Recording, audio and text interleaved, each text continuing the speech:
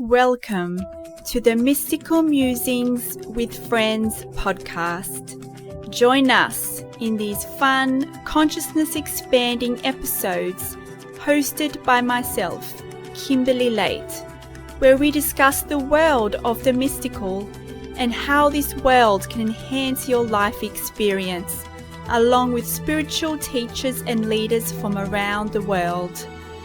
Join us as we explore subjects including the ascension and oneness teachings, law of attraction, channeling, spiritual healing, psychic explorations, and various other journeys within the mystical, esoteric, and metaphysical realms. It is a journey behind the veil of our reality, and it's a journey of awakening to the powerful being that you truly are. Hello everybody, and welcome to our next episode of Mystical Musings with Friends. So today I have a friend and someone that many of you may know, especially those of you who follow Beings of the Light. It's Gary Temple Bodley. And those of you who have been following Beings of the Light, you would have seen our collaborative episodes on his podcast, Law of Attraction Roundtable. He's an author of several books and he's an expert in Law of Attraction, and he channels Joshua. So welcome, Gary. Thanks, Kimberly. It's so good to be with you. Yes, likewise. And you know, a lot of people do know about you already, especially those of you who follow our communities, and they were all linked here. So, but those of you who don't know who you are, tell the audience a little bit about how you discovered Law of Attraction, how you discovered Joshua. Great. Well, I moved to South Florida in high school, finished high school, went to college, finished college, got into real estate. In my 20s, I built a big real estate company. I had 3 offices and hundreds of agents, and kept going because I never felt like I had made it. So I kept pushing it. Then there was a market downturn, and in 95, I lost it all. So I had to start over from scratch, started small. That grew into a huge real estate company. We had, appraisal company, mortgage company, title company. We're building townhouse developments, renovating $1 million houses. I thought I had it all. I had, the nice car, boat, house, wife, everything that Western society says is great to have. And then in 2008, I lost it all. And when I lost it all, I thought, what a jerk am I? Here I am, an expert in real estate. How could I not see this coming? If I had just made a couple decisions differently, everything would have been fine. But for some reason, I made these weird decisions. And I couldn't figure it out. So anyway, we lost our house to foreclosure. We moved into a friend's house as a rental. And I was now not in real estate. I didn't know what I was going to do. And someone gave us The Secret. And so we really got into The Secret. We listened to it a dozen times. And then in our own library, we're looking for what's next. And we found Ask and It's Given by Abraham Hicks. And it's so weird because I had listened to this before, the CD, and it was cool, but now I'm listening to it again and I hear stuff and it really starts to resonate with me. So my wife, Lily, and I, who was my wife at the time, we go to an event, Abraham Hicks workshop in Asheville, North Carolina. It's a 2-day event. And that was my first taste of channeling and law of attraction. And I was really into it. So I come back home. And so I said, I'm going to start renovating houses because the housing market was really low and you get a whole bunch of foreclosures cheaply. So I did it with my friends who put up the money because I was broke. And I started doing this thing I had always wanted to do, but really never did it in any sort of way.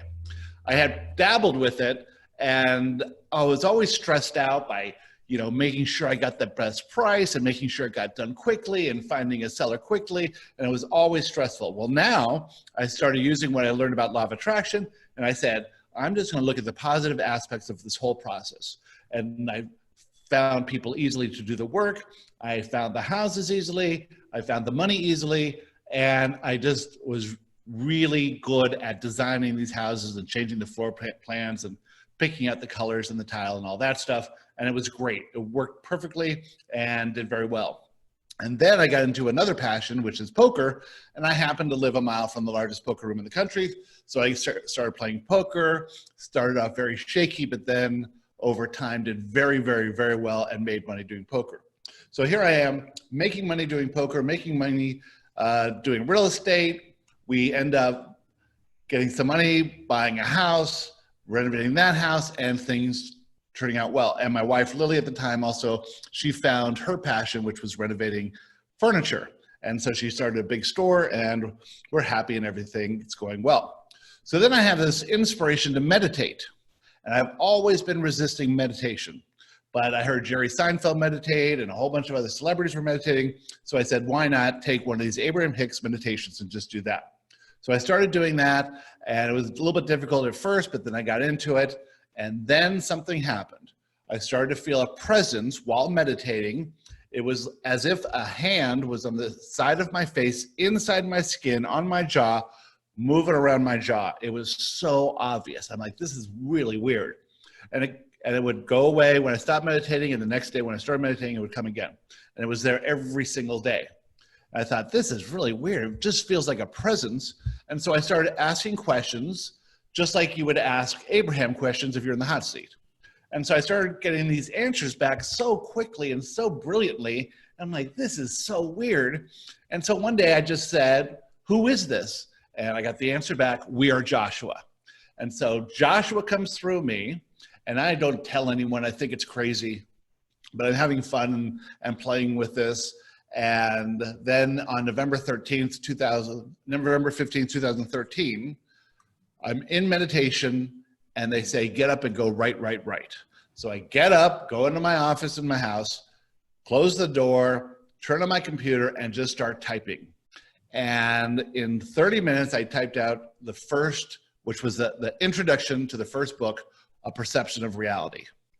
And the first sentence of that first introduction is, everything is right, which is the basis of all these teachings, right? And so the next day, meditate, go in my office, start typing, and I do this for 8 weeks, not missing a day, and this book, which is 300 pages, is finished. And I'm sending it out to friends who are interested in law of attraction, follow Abraham, and I'm emailing the dailies, and people are like really into it, and they're sending it to their friends, and then the book's done. And we're like, oh, damn, it's done. The next day, the next book starts, which is called Health, Wealth, and Love.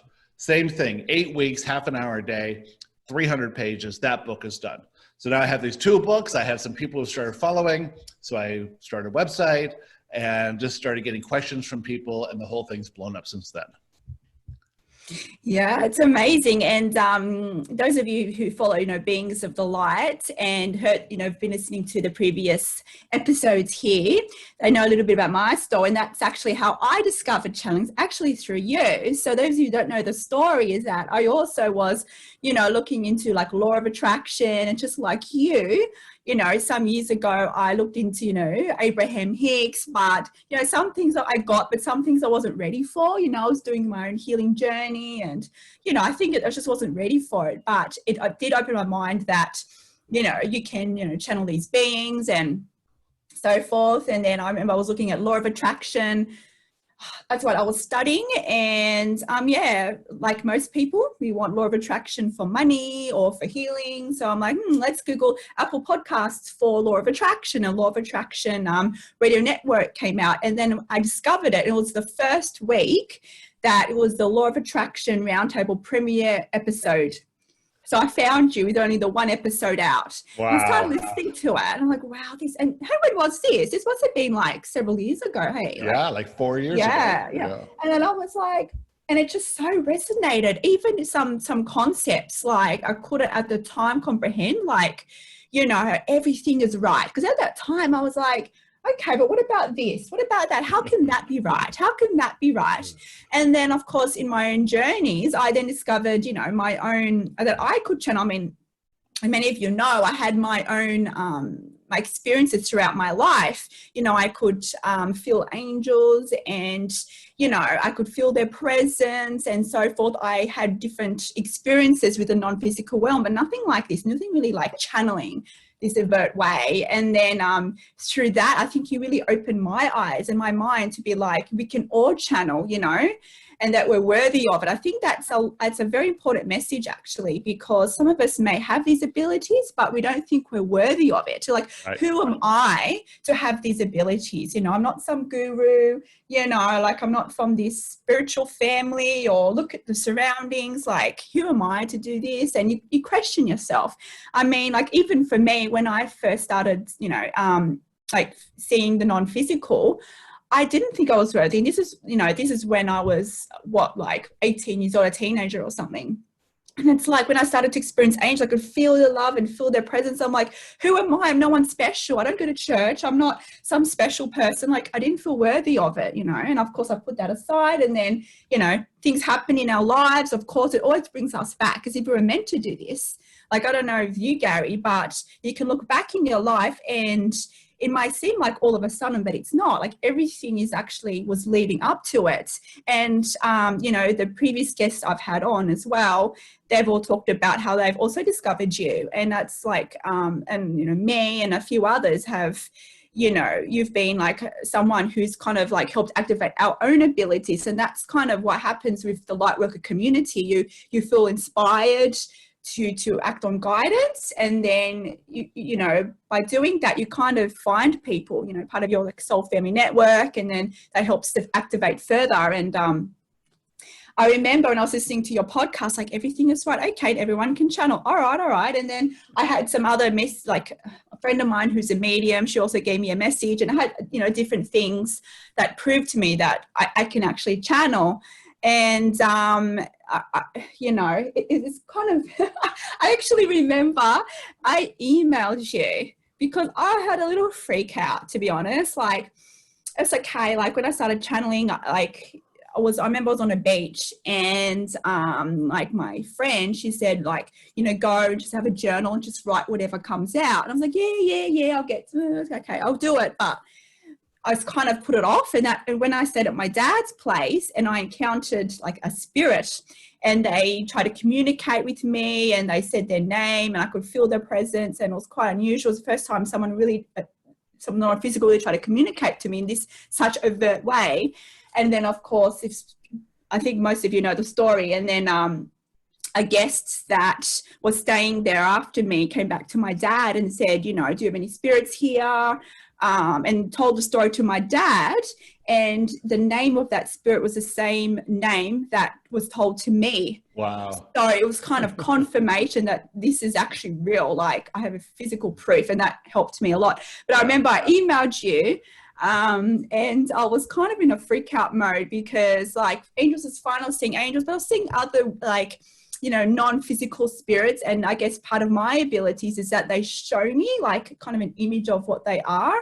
And I was kind of like, okay, I believe in this, I believe in that, but this is a bit like out of the ordinary. I remember, because I saw like, okay, I see this being in front of me, and it had wings, but it's not wings, and it was a fairy. I'm like, what? And I'm like, I do believe in fairy, but like, what? Like, it's kind of like, I don't know, a lot of people who have experiences, you can be open to it all, but when something happens to you and it's a bit like out of the ordinary, you can kind of go, what? And I think it was happening for me at the time. It seemed very all of a sudden and quite intense, and I was kind of like, whoa, you know, like, what's going on? And I remember emailing you, and you were to Joshua, and Josh, you wrote an email back saying, you know, oh, there's nothing crazy at all. What why is this? You know, and basically the answer was like validating that what I saw wasn't crazy, and that kind of really helped me to be like, okay, I think I just needed that kind of validation, I think.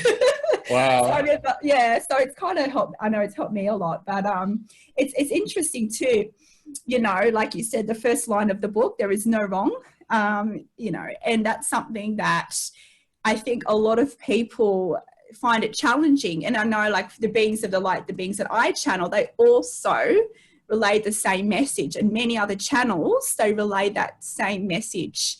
So, like, in Joshua's terminology and perspectives, how does Joshua talk about, you know, how there is nothing wrong in the universe? So the only way you could perceive anything as wrong is from a limited perspective, and that limited perspective is influenced by a limiting belief. So if you didn't have the limiting belief, you couldn't possibly see it as wrong. For instance, the 9/11. So from America's point of view, 9/11 is wrong. The limiting belief is that we could be attacked, we could be harmed from outside, think people shouldn't be like this, we shouldn't be like this to aggravate people. And from the perspective of the terrorists, this was a good thing. They didn't see it as wrong because they don't have that same belief. They're on the different side of it, right? Think about your first breakup. During that time, you were maybe in high school and you're going out with this person and you break up, you feel devastated. You think it's wrong. You feel negative emotion. Well, because your belief is telling you, oh, you'll never meet anyone else, or, you're not worthy of that person, or whatever happens, right? That you just don't have enough information. Now, if you, from your present position at your age, you look back at that time and you have no negative emotion because you have more information now. You know how everything turned out. You know that you got married. You know that you're with the person you're meant to be with. You know that this first relationship was simply, an experience that would lead you to other experiences. But from the perspective of it's happening to you right now, we tend to automatically judge things, good, bad, right, wrong. That's called duality. And duality is always based in fear. And you can get yourself out of duality by looking at everything from a higher perspective. Is this really wrong? Is this really bad? Is there anything positive that can come from this? Is this actually happening for me and not to me? And so this is the work we do with processing limiting beliefs and analyzing your fears. And no belief is true or false. No belief is true or false. It's either empowering, so you can keep it going along and maybe even increase the intensity of those beliefs, or it's limiting. And if it's limiting, it's keeping you from the life you intended to live. It's keeping you from all your desires, and it's keeping you from this journey of self-discovery that we're all on. So if we can open up our belief system, but the problem is that, like you and me, before I became a channel, I had to learn about other channels. I had to find Esther, right? Because it would have been super weird. I wouldn't know what that was. It would be ridiculous, So I was led on this path. Now, I also had to lose all my money and start over. Because if I was in that old, what I call my cheese grater life, I was focused on money. That's it. Focused on success, focused on growth, focused on wealth, focused on more in that direction. Not fun, not happy, not satisfying at all. So I had to go through that experience, get to a reset point, and start thinking about things in a new way. And so I found law of attraction. I said, I'm going to use this law of attraction stuff to get all my money back. Yeah. And that's what people do. That's really true. A lot of us do that. And that's another thing about law of attraction, isn't it? How it's changed over the years, I believe, because just like you said, The Secret, of course, I've watched The Secret. Many people have watched The Secret. But, of course, the focus there is how, law of attraction can get you to things. This, in my perspective, there's a lot of other things there, but I know, like, for instance, it's like visualize a car and then, do this and you're going to have a car manifest in your reality, but it's a lot more than this, isn't it? And I know Joshua talks more about this. I know the Beings of Light talk more about this, and that there's a lot more to it than just visualization. And I think, law of attraction has evolved because we are ready for it. When The Secret came out, we as a consciousness may perhaps, because it's divine time in all things, right? So it's like we were only ready as a collective to kind of understand it at that point. So as we evolve, our consciousness expands. It's like we are then all ready for more higher information. That's what I feel, is happening. And, there's no wrong, there's no wrong in the universe. The Beings of Light also talk about this and how it actually relates to law of attraction, because a lot of people think law of attraction, just think happy thoughts, think happy thoughts, visualize this and we're going to manifest it. But that's, not how it works. Right. There's a lot more going on here. And what's, very common between Joshua and the beings of the light and a lot of other channels is that, you do have to work on your limiting beliefs. You do have to do the work. You can't just sit there and visualize a car. And besides that, it may not be for your highest good. So people think that, okay, I'm going to attract this and attract that, but it might not be for you. And, I know Joshua talks about pre-birth intentions. The beings of light refer to these as soul contracts. There's a lot of components here, but, and that's part of our vibration, right?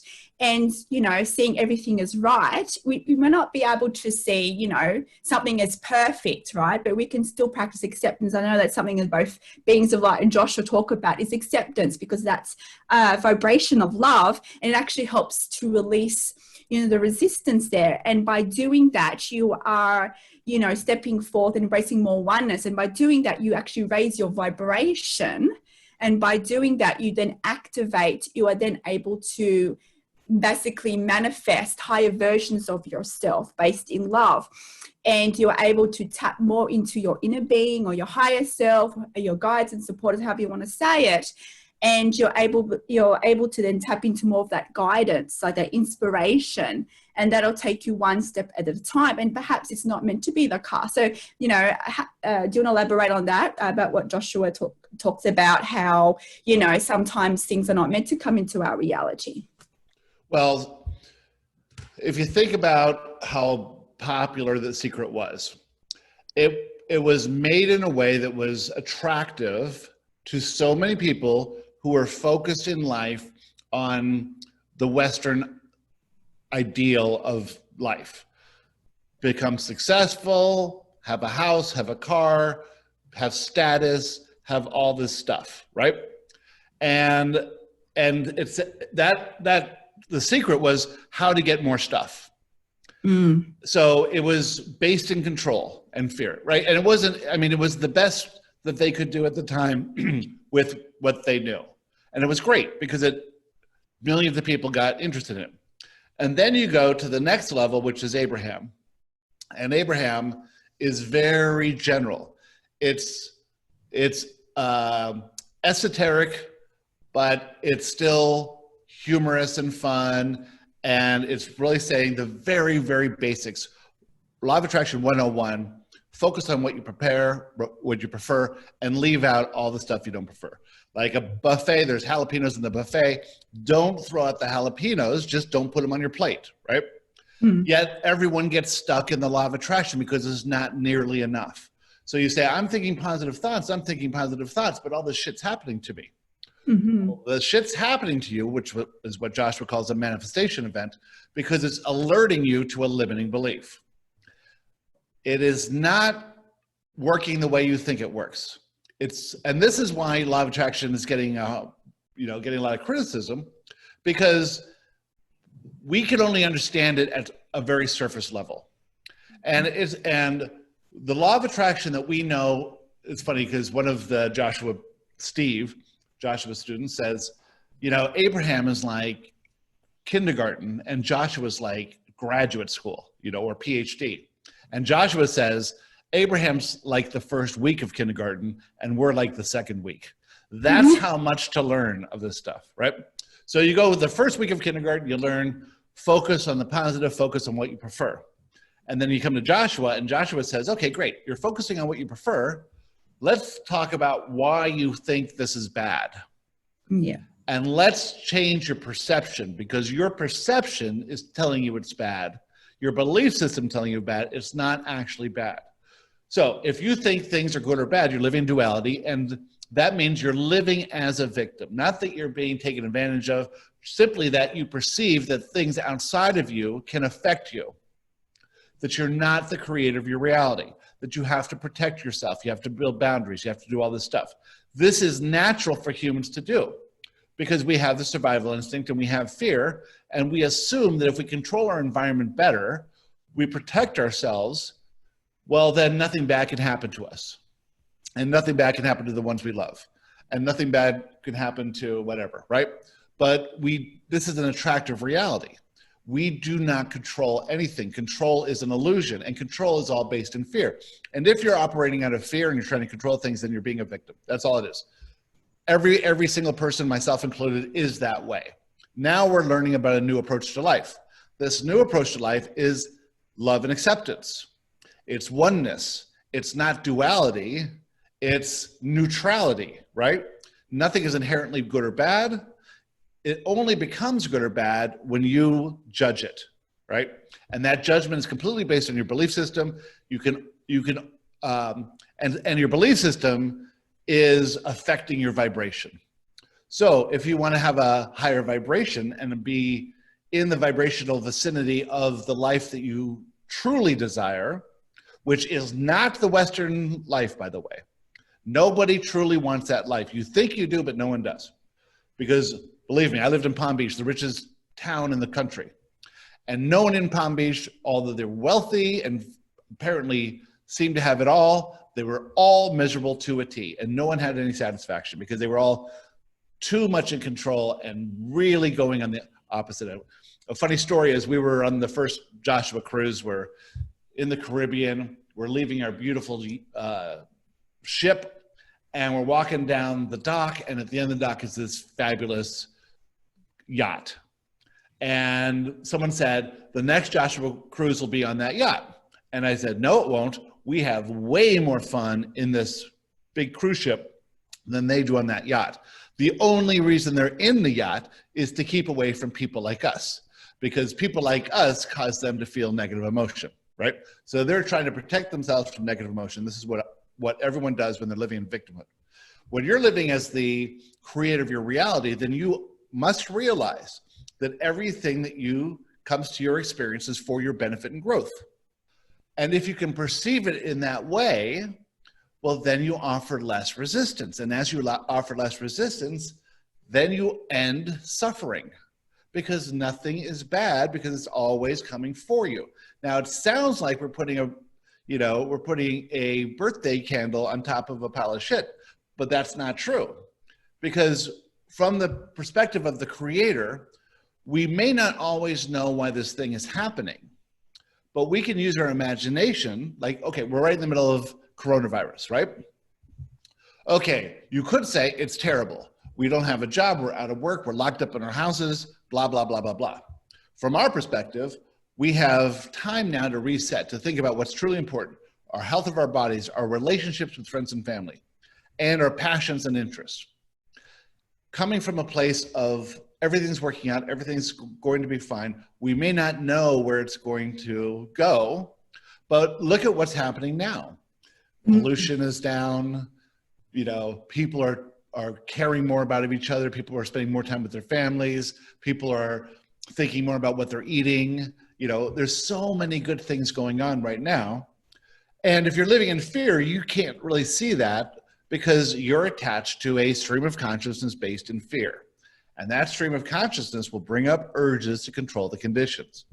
Mm-hmm. If you're the creator of your reality, if you're living the new approach to life of love and acceptance, you tap in to the consciousness of love.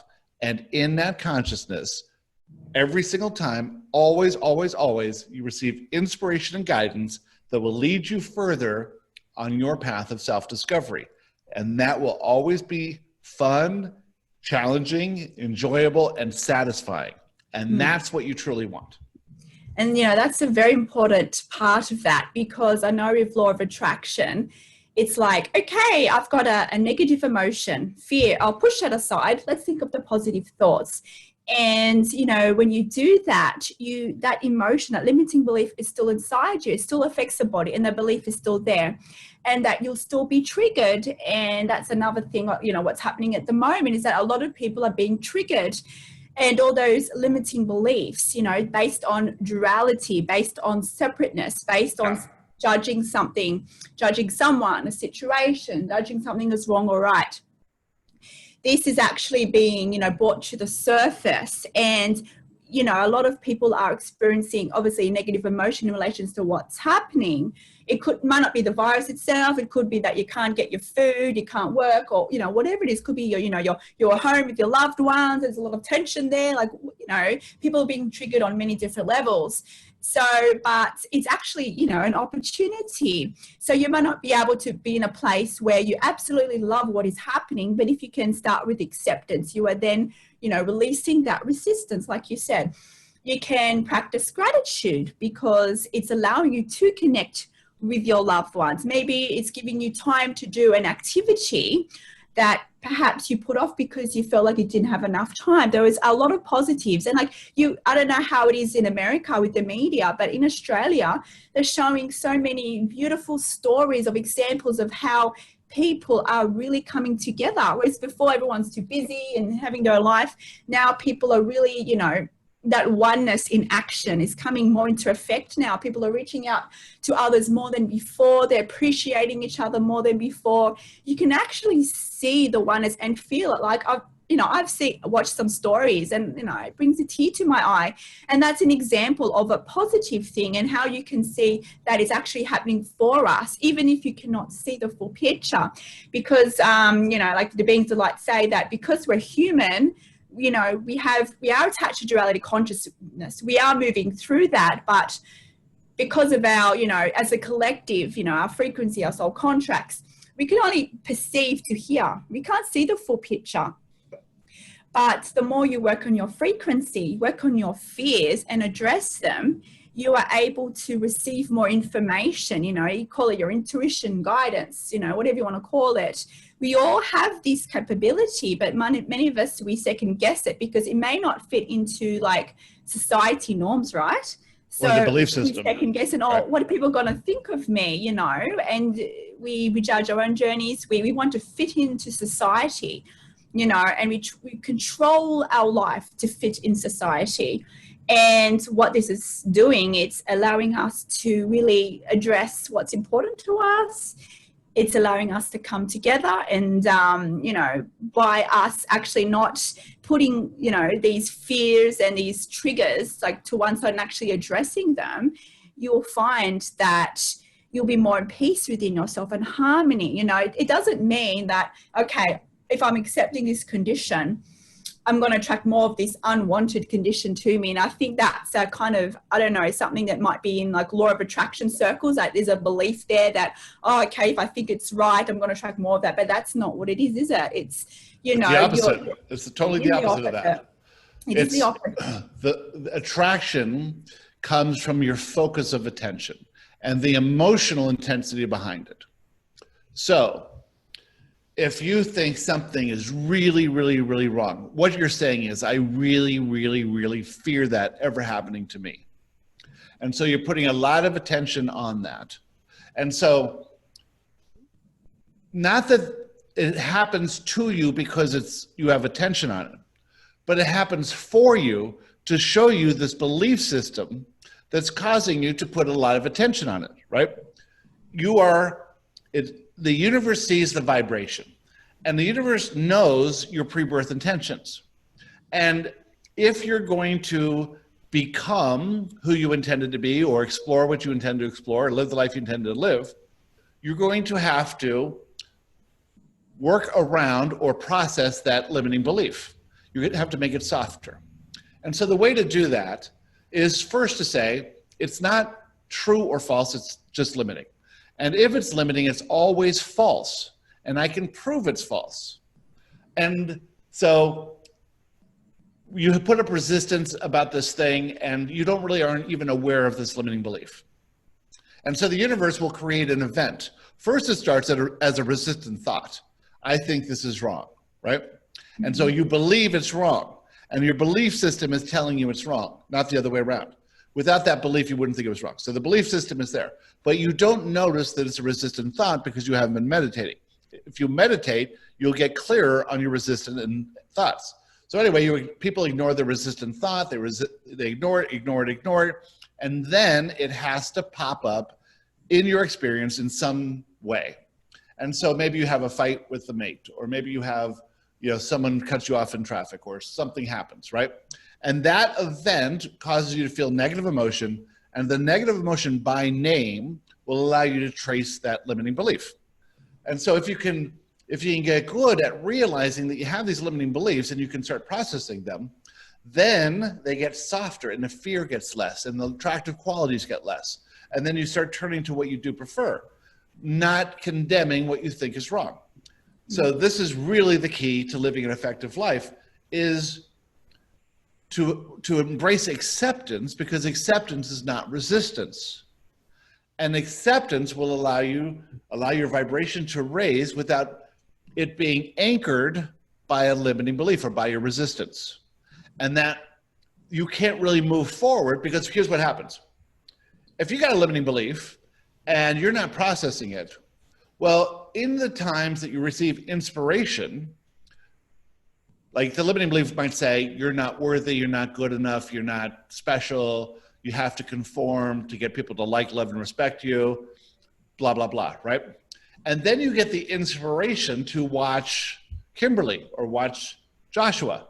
And you're like, no, I can't watch that. That's not normal. What would my friends think, you know? Mm-hmm. And here's this inspiration that's going to give you guidance that will lead you forward in your life and help you alter those limiting beliefs. And so all of you who are listening to this now have been guided here. Somehow someone told you about this, or somehow you found law of attraction. Maybe you Googled Kimberly, maybe you Googled Joshua, and you found your way here. And there are millions of you. We started our podcast 4 years ago, Joshua Live, really, 4 years ago. We're on episode number 200 now. And that is a podcast where I'm channeling Joshua. Very weird thing. 10 years ago, it would have been super weird, right? Mm-hmm. That podcast is now in the top 200 podcasts in the world. And it's like, who are all these people listening to this? There's lots and lots of people, and more coming at events like this. In fact, we were just on some country in one of the charts where of all podcasts in that country, Oprah was number 4 and Joshua Live was number 5. Wow.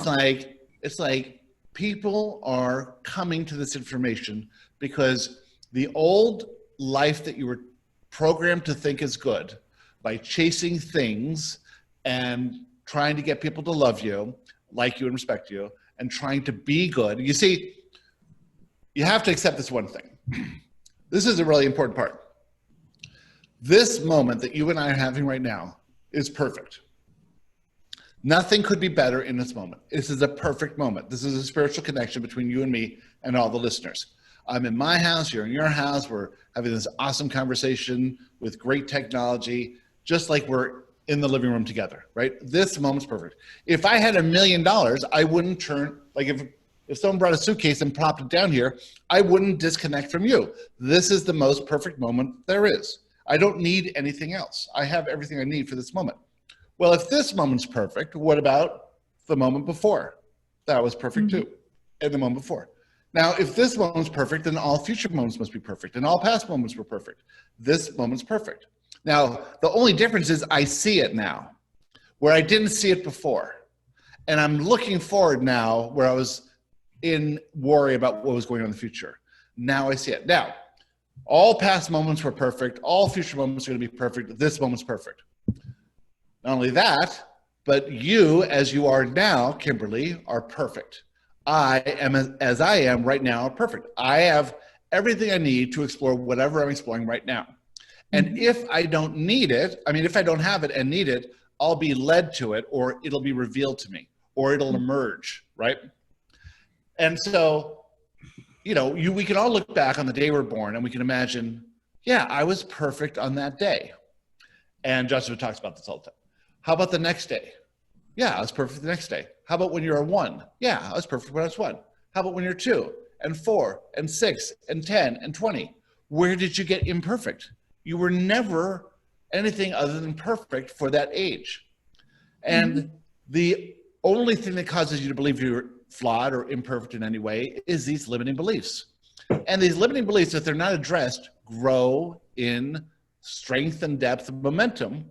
And this is why we see older people who are, like my dad, living in his apartment, not having any friends, not seeing anyone, never going out.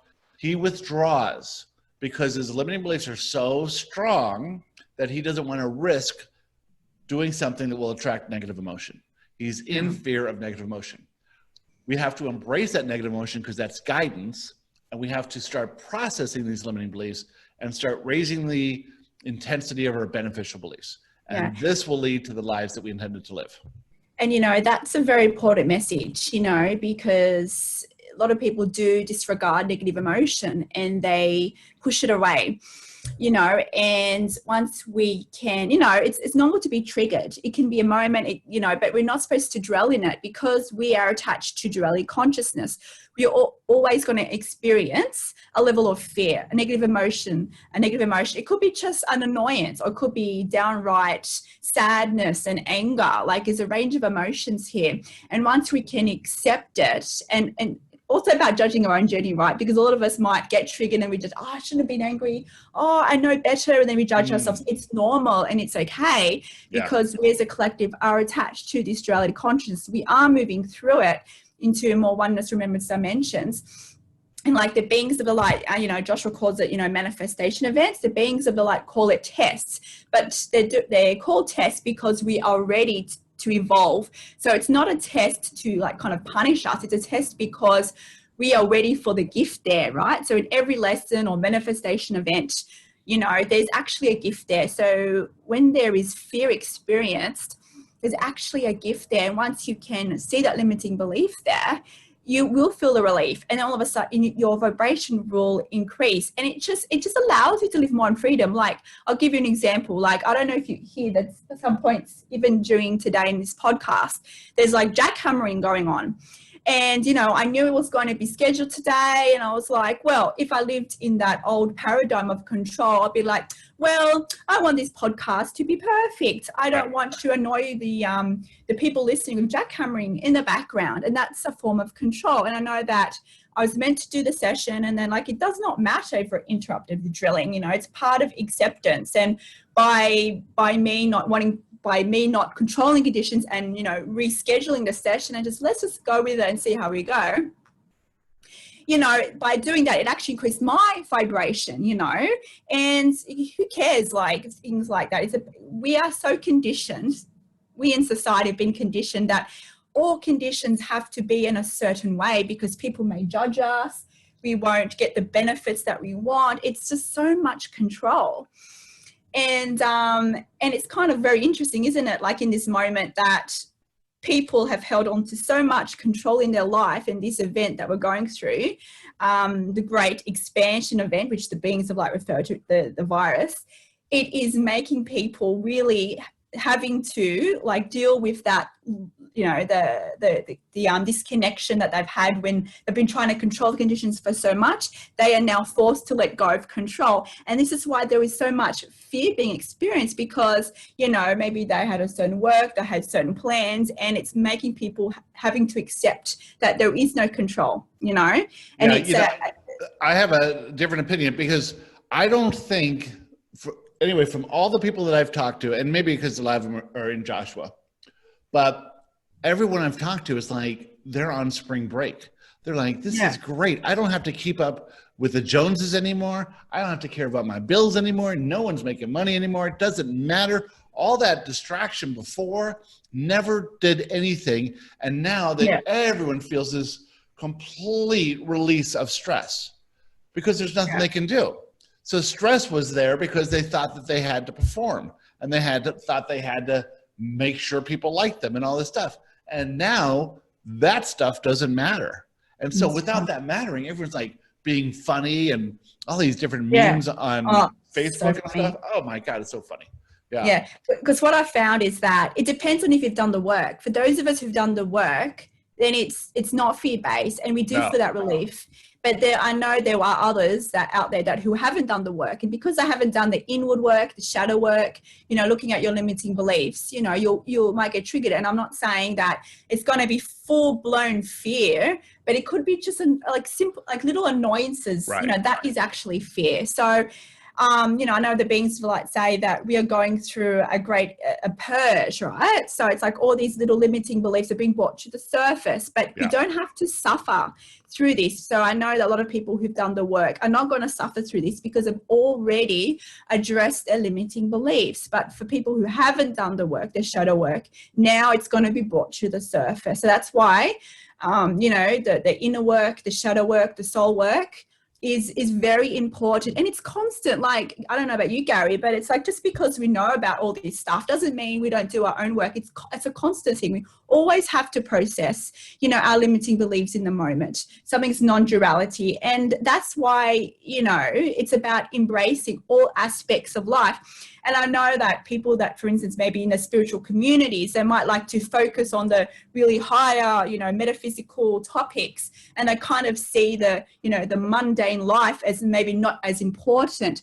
But I know the beings of light say that it's just as important, because there is a spiritual lesson in everything, and it's about embracing all aspects of our life, even what we call the mundane life, because by you exploring the illusion of physical reality, you are going to be triggered, and you're going to go through certain emotions, and that will alert you to limiting beliefs. You'll be able to see the gifts there. You'll be able to see the evidence that you have attracted the life that you truly want. Have people actually stopped and looked around and go, look how grateful look where I'm living. Like, I know in Western society, a lot of people take things for granted, like, oh, I can't work and I can't do this, and social distancing. But like, we are, I guess, in a way privileged. What about other countries who don't have that? Just things like that just shows, no matter where you are in the world. Of course, I know Joshua talks about this, is that, we chose where we're going to be born. So if you're watching this or listening to this from a country where maybe there is a lot of fear, then there's a reason for that. If you're living in a country that there's not much fear, then there is a reason for that. There is a reason for everything. And, our pre-birth intentions, our soul contracts, it's actually all part of our vibration. So no matter what your conditions are, I guess, like where you're born, it's all there for you. And it's something that we actually chose to explore here. That's another thing of law of attraction, isn't it? Because, you might be presented with a certain condition. You're like, why would I choose that for myself? Or another thing is that, is there something wrong with me? Like, it was my fault, my fault that I attracted this. And then there's like a shame, I know that's, for the very basic law of attraction, some people might actually think this, if they're not too familiar with the deeper teachings of law of attraction, that, okay, this event came into my life, and that means, I did something wrong. I chose the wrong thoughts, and it's my fault. And that can actually, spiral you even more into a shame. But when you learn more about law of attraction and everything that relates to this, there are many different universal laws, that's tied into law of attraction.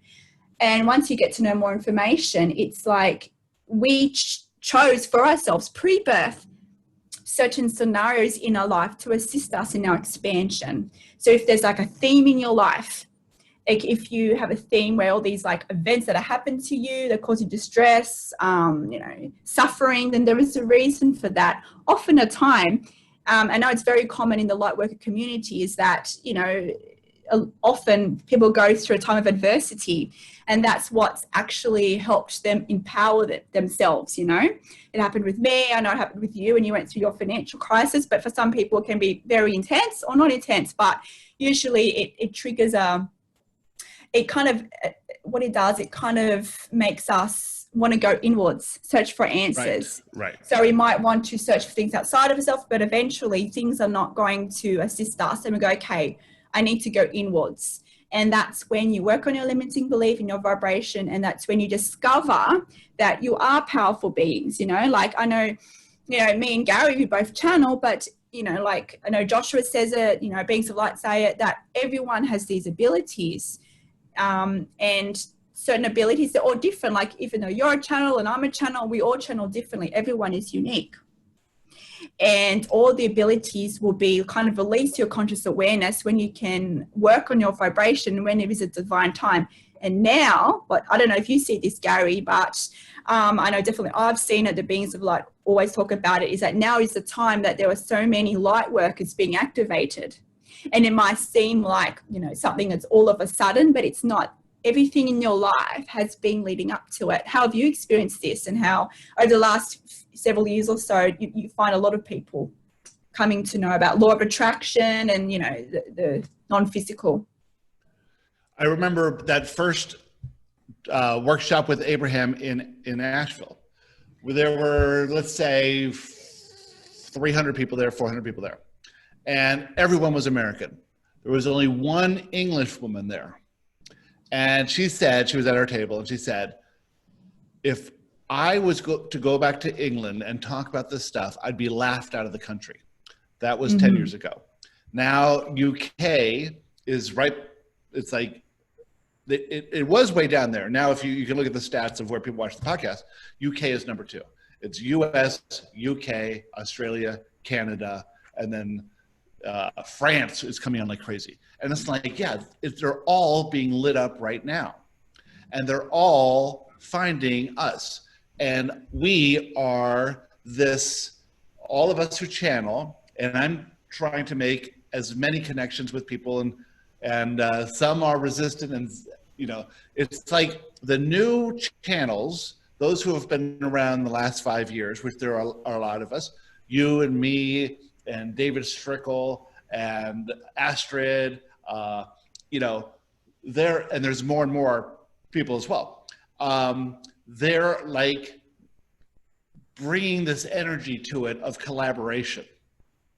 And the old guard is sort of like how it used to be back in the 90s.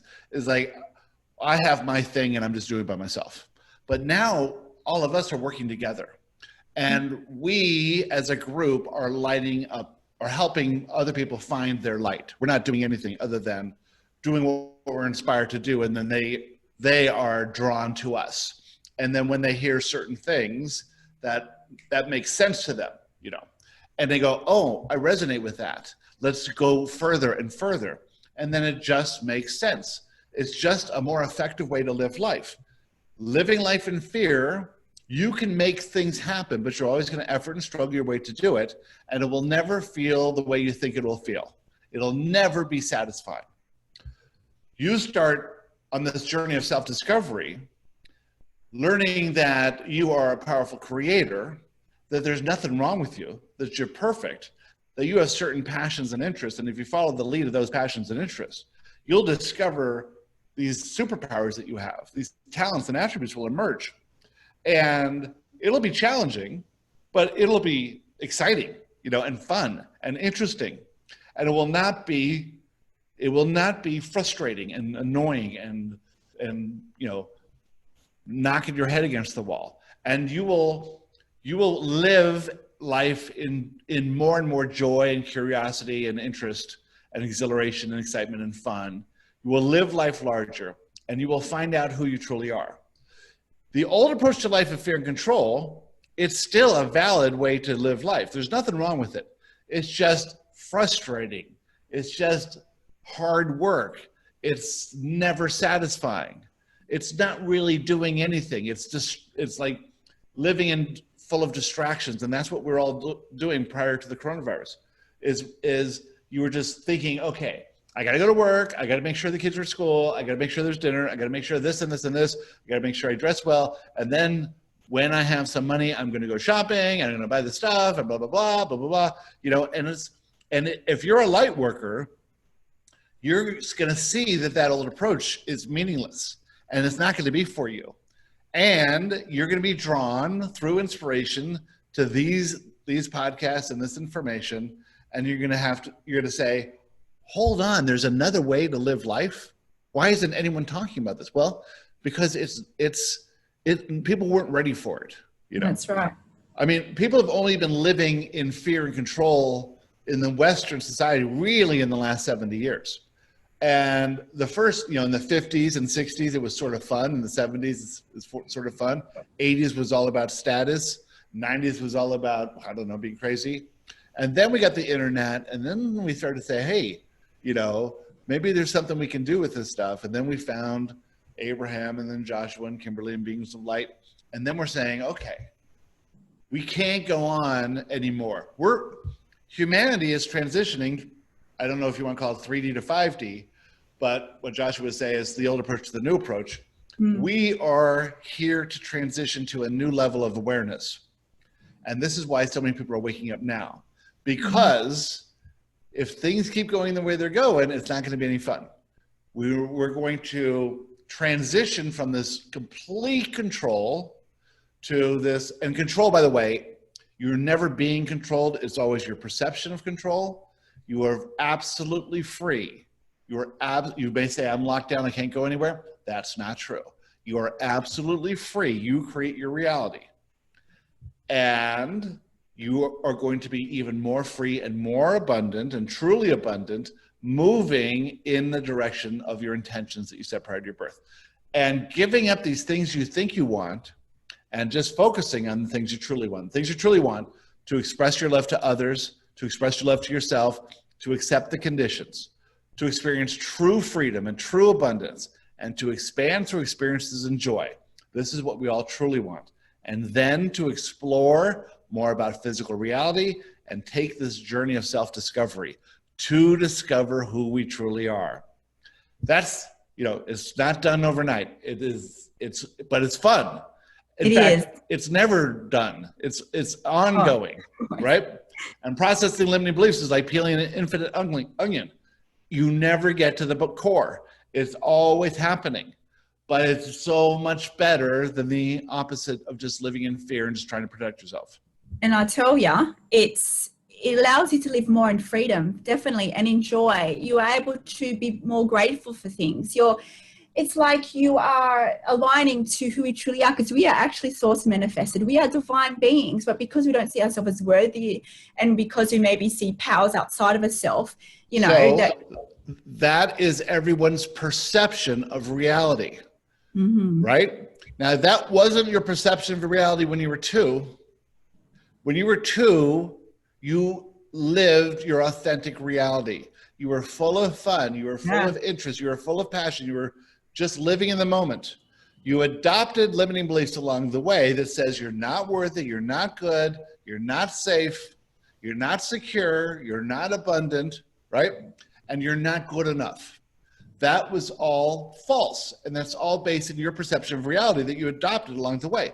Now you can change it. You can change every aspect of your perception of reality by looking at things as the creator and not the victim.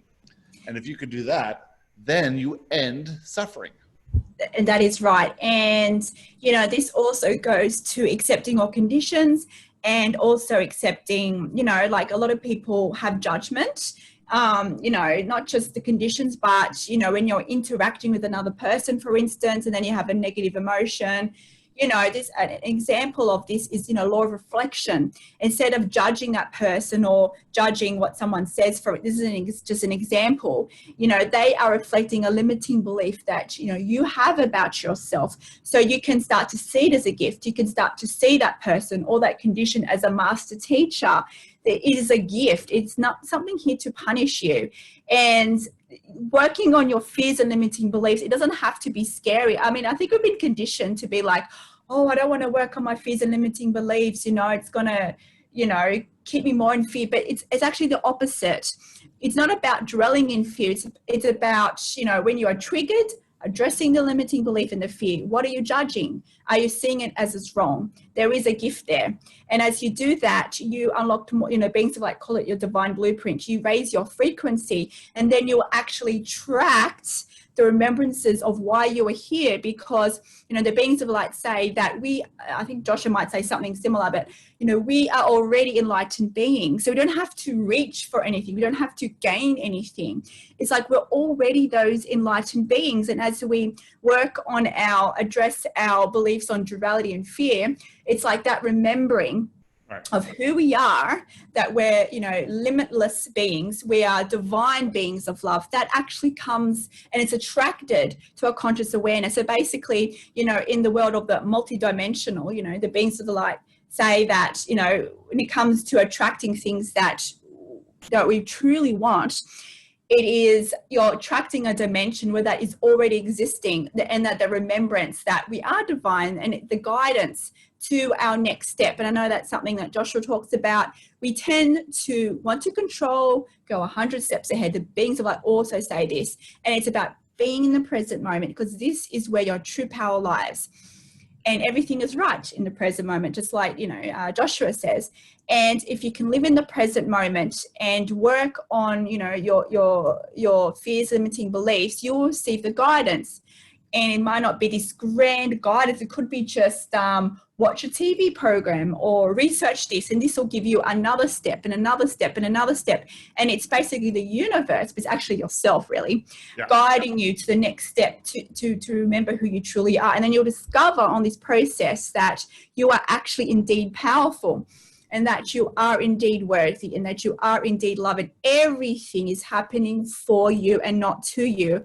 And this is a very important message that, you know, Joshua talks about, Beings of Light talk about, a lot of our channels are, is that, you know, I know people that are in awakening journeys, they sometimes can get stuck, even though they're starting to see behind the veil of physical reality. Some people can get stuck on, like, you know, 3D reality, and things is wrong and things are out to get us, and it's not. This is part of duality consciousness. So, you know, as you do the work, you'll start to remember, you'll attract the remembering that actually we are all in this together, and that we created it for our evolution. It's actually all for us. Yeah. Joshua has a funny story. It says, imagine there's a king, and the king is off hunting, and he's riding his horse, and he hits a tree, and he knocks himself out, and the horse goes riding off, and he wakes up and he can't remember anything.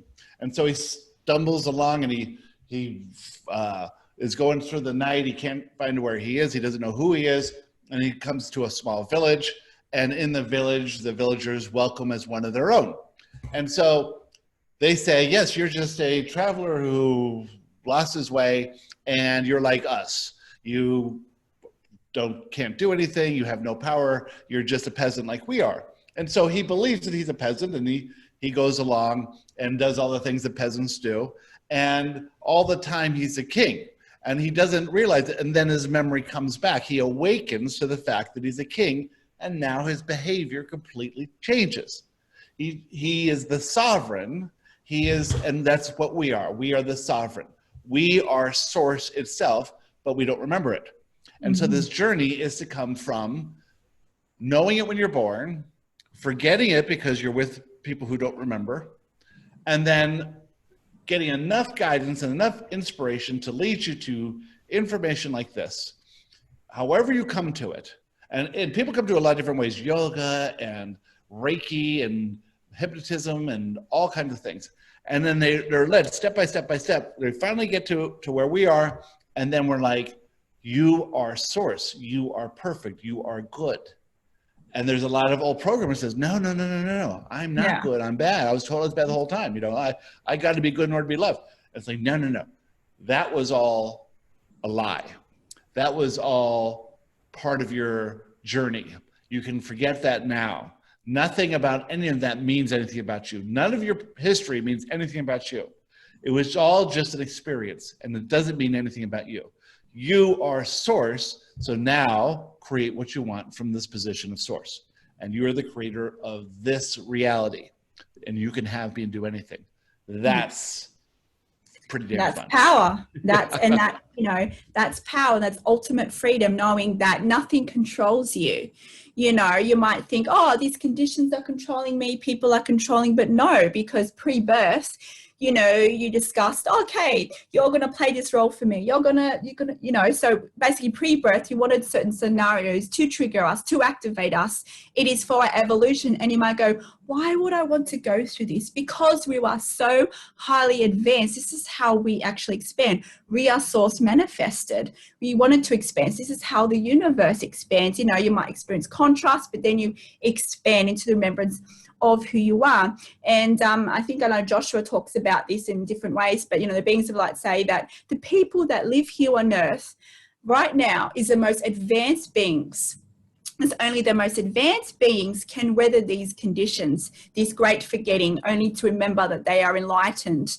So just the fact you're here breathing and living just shows you how worthy you are, you know, how powerful you are. You've just forgotten it. It's not about you have to seek enlightenment. It's already within you. And if this what me and Gary are saying to you resonate with you, it is because you already know this information. Resonating means that you are starting to remember this information for yourself. So, you know, if you are watching or listening to this, then it's for a reason. You may not be able to see the full picture of what we're talking about, but it is for you. It's not by accident. So nothing is by accident. So that's one thing as well. And a lot of people, like you're saying, a lot of people are now starting to resonate with these teachings, but because a lot of people are attached to, oh, what society's going to think, they're going to think I'm crazy, or, you know, that kind of thing, you'll find because of what's going on at the moment, people are, I guess, in a way, in some ways, isolated people. Now they have freedom to explore who they really are, free of a perception of judgment because they're not mingling with little people. So it's actually an opportunity to really, you know, explore more of these ideas if you are guided to do so. If you're not guided to do so, that's okay. But this was a one step for you.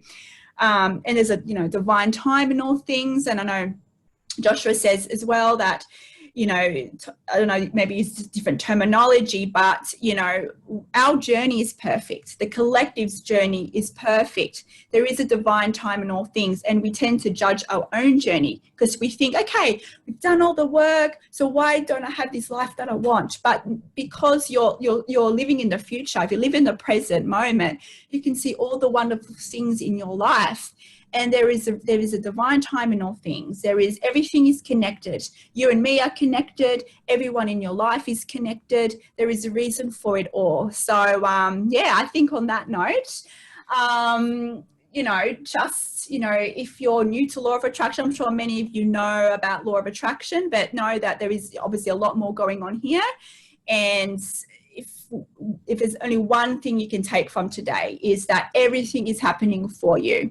It's just about, you know, letting go of these old paradigms of control and conditioning that tells us that things are out to get us and that we are being controlled and that we are victims. We are not victims. We chose everything because we are God creators. We are source.